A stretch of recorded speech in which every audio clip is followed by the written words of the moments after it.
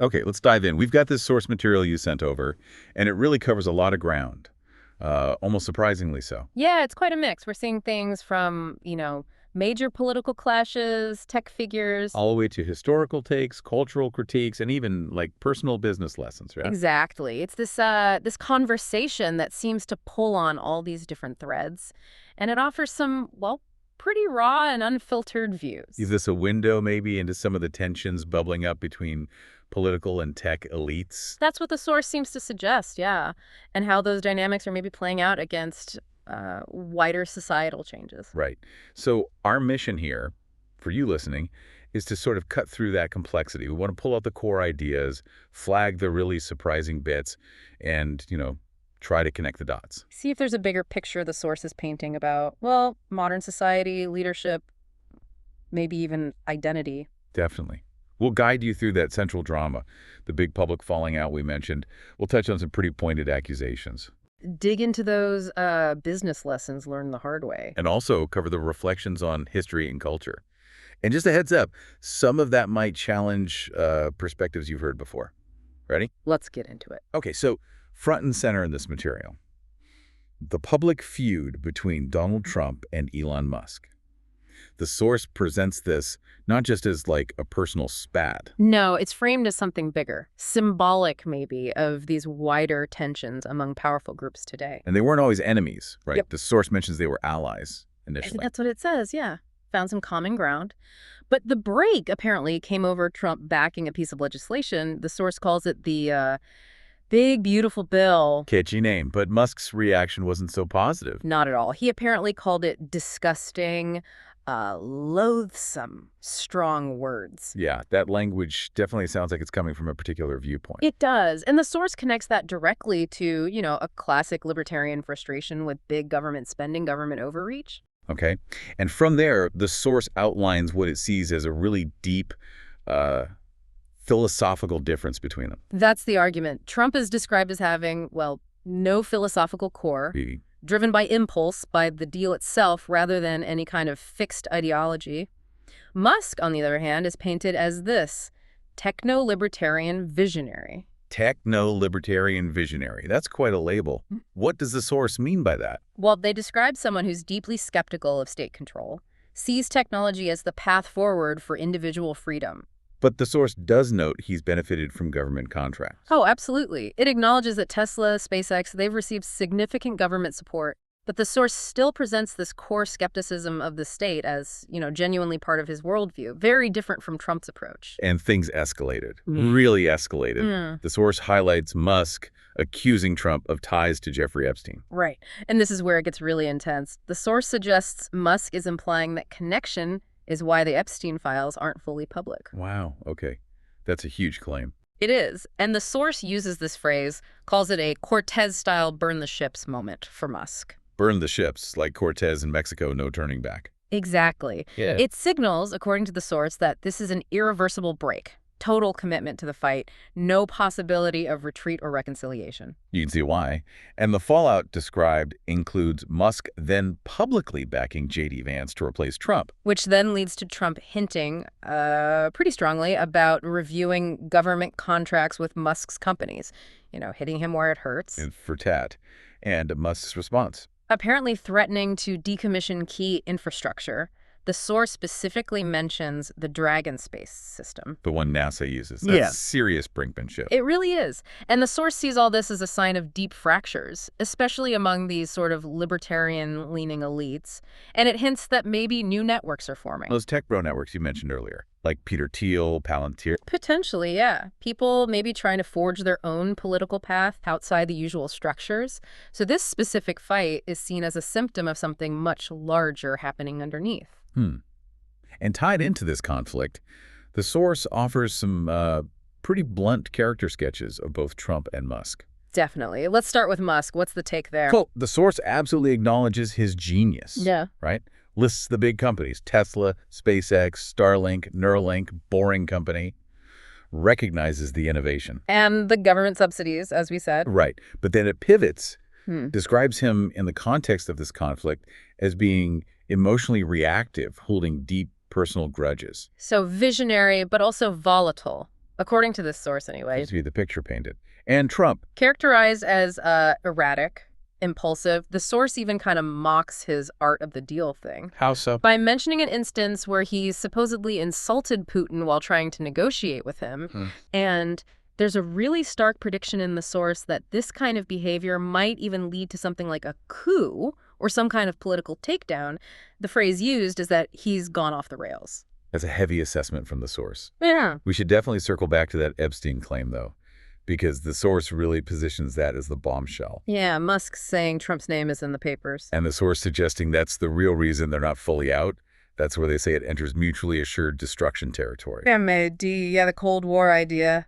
Both sides can destroy each other. And the source implies Musk might have some kind of inside track on this, and that if it's true, it could permanently damage Trump's legacy. It definitely raises the stakes beyond just insults. Way beyond. Okay, let's shift gears a bit, away from Trump and Musk specifically.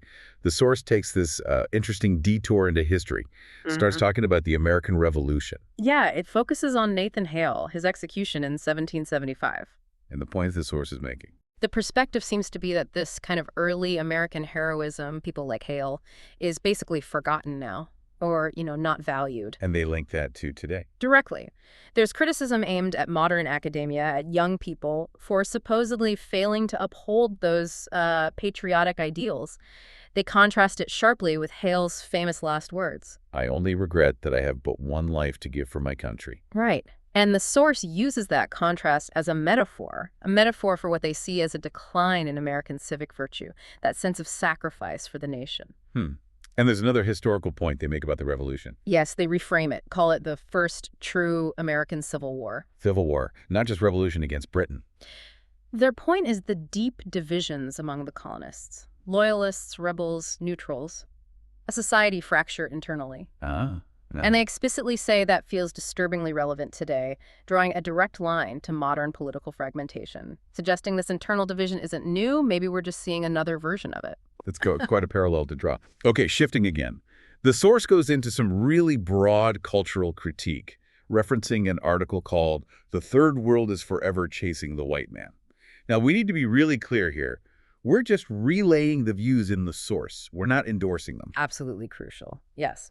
The source discusses the idea from that article that many global societies imitate Western culture, specifically called white European culture in the source. Things like fashion, tech, systems. Right. While at the same time criticizing or vilifying that very culture. And one of the people in the source conversation, Doug, argues for Western superiority. Yes, based on philosophy, technology, cultural output over history. But to be fair, he also acknowledges what he perceives as a major backlash against this heritage happening within the West right now. And the source includes some very direct claims about other civilizations. It does. Claims about the perceived inferiority of Indian, African, and Chinese civilizations compared to the West. And, as you said, the source itself notes that these statements are likely to be seen as racially charged. So the overall feeling in this part of the source is what?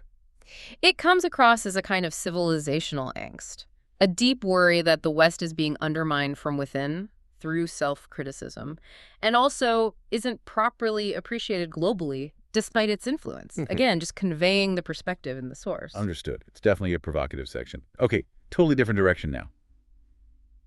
Sports. Professional sports. The source touches on this too. Briefly, yeah. And the view is, well, pretty negative. How so? It's basically dismissed as mercenary entertainment. The source is critical of billionaires using public money for stadiums, calls the system corrupt. Doesn't sound like a fan. What about team loyalty? Characterized as just irrational tribalism. Pretty dismissive. So no redeeming qualities in pro sports, according to this source. Almost none. There's literally one exception mentioned where there's a flicker of warmth. Which is? The Chicago Cubs. The Cubs.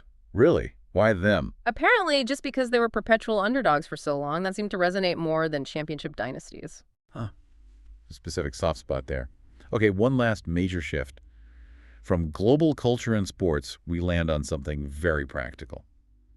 Real estate development. Doug, from the source, shares insights from his own projects. Yeah, projects in Argentina and Uruguay that are described as failed or underwhelming. And this part feels very grounded after all the big ideas. What was his biggest takeaway or regret? The sheer cost and bureaucracy of building infrastructure. Just basics. And he gives that one really stark example. The $50,000 just for street signs. $50K for signs. Wow. That really lands the point about hidden costs. It does. So, based on these tough experiences, what lessons does he share? Well, the advice reported in the source is definitely avoid flashy, expensive stuff like golf courses. Apparently, they just drain money. Okay, what should developers focus on then? Smaller communities, maybe agro-centered, with their own food production, sustainable systems, things like that. And in terms of amenities? Keep it simple and community-focused. Basic gyms, bocce courts, things people actually use and that build connection, rather than just looking impressive. Sounds like a shift towards, practicality, community over luxury. Did he have a final warning about development? Oh yeah, he calls it brain damage. Huh? And says it's absolutely not for the faint-hearted. You get the sense he learned these lessons the hard way. No doubt. Yeah. But there was one other little detail he mentioned about Argentina. Right. He noted that a $500,000 investment there could be a fast track to citizenship. Interesting. Seems aimed at, maybe, entrepreneurs looking for options outside their home country. Can expect maybe to global movement opportunity. Could be, yeah. An interesting practical note tucked in there. So, reflecting on all this, we've really covered a huge range today following this source. Started with that high-stakes Trump-Musk battle. Dug into the accusations, the character stuff. Then pivoted to history. The revolution is civil war, Nathan Hale. That challenging cultural critique about the West and global imitation. This quick, cynical take on sports. And finally landed on those very concrete real estate lessons from Argentina and Uruguay. It's been quite the journey through this material. And the source, in the end, seems to tie it back together, suggesting the Trump-Musk fight isn't just personal. Exactly. It's presented as, emblematic of those bigger philosophical shifts we talked about. Maybe even a symptom of a perceived crisis in American leadership, values, trust. What stands out is how the source connects things you wouldn't normally put together, like real estate issues in South America somehow reflecting on tech politics and libertarian ideas in the U.S. Right. It uses each area, politics, history, culture, business failure, as a sort of mirror, reflecting different facets of the modern condition, at least as the source sees it. It really pushes you to think about how power, ideology, identity, culture, even business practicalities, they're not in separate boxes. They influence each other. They're all intertwined, reflecting these deeper currents. Which leaves us, and you listening, with a final thought to chew on. Drawing from all this, how do these things, the historical echoes of division, the anxieties about cultural identity, the very real challenges leaders and builders face, how do they reflect the deeper shifts happening globally right now? And maybe more importantly, what does that tangled reality mean for the future of how we understand ourselves, our communities, our identities? Something to think about?